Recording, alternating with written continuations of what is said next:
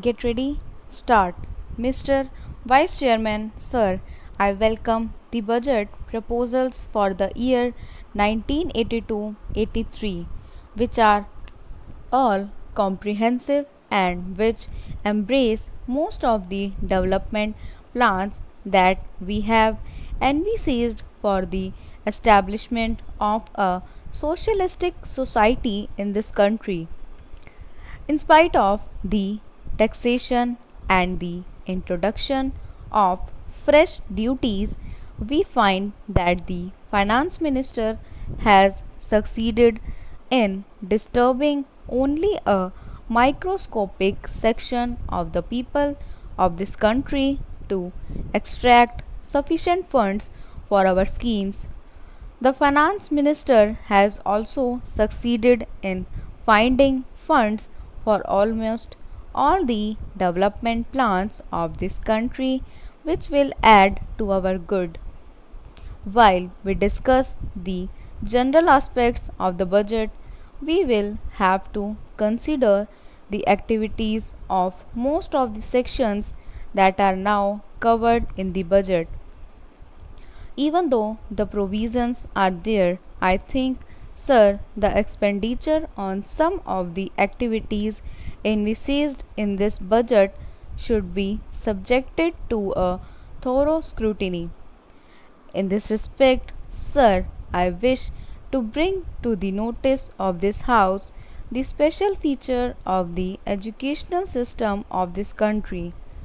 Some of the members have mentioned something about the educational system of this country, have remarked that the allocation of funds is not adequate and that the provision should be revised according to the needs of this country. As the honorable member was speaking in Hindi, I did not thoroughly understand what he meant, but still, sir, the educational system has created a sort of confusion in our country over the last 15 years, and every now and then we had been changing the schemes and plans for educating our children, and various states have adopted different schemes which have actually created a feeling of disintegration among the people of this country.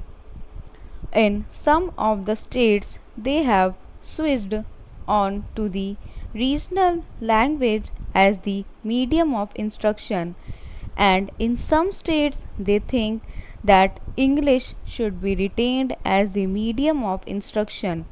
But the people believe that the medium of instruction should be Hindi, that is, the national language of our country. But, sir, the time is not yet ripe for us to switch on to Hindi. So, as and when we find it feasible, we may switch on to our national language, but till that time, we will keep English as the medium of instruction in all educational institutions.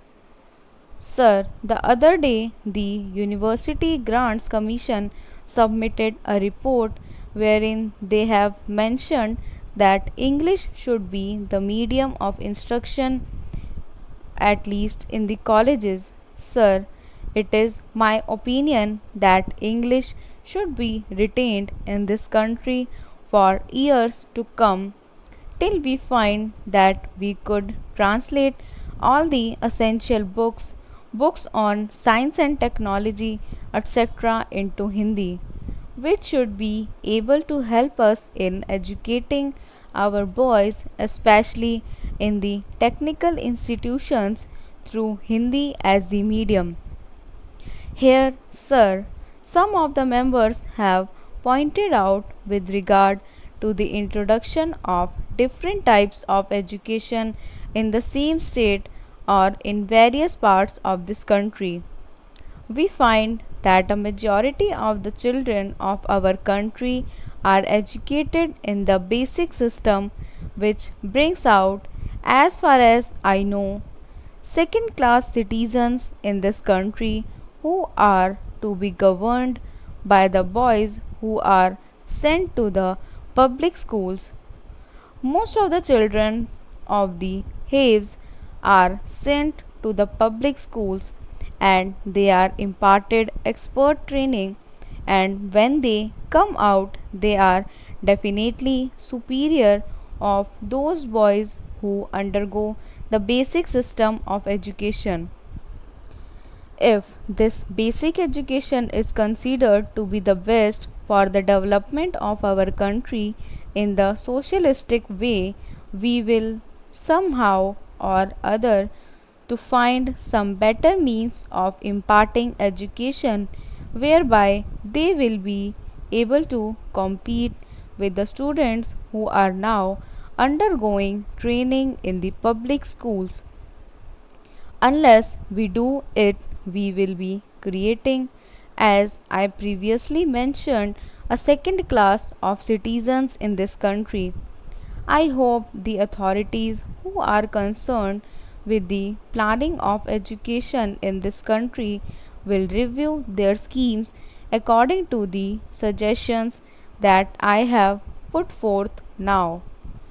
In the same way, sir, our country is mainly depending on our agriculture and industries for the development of our economy.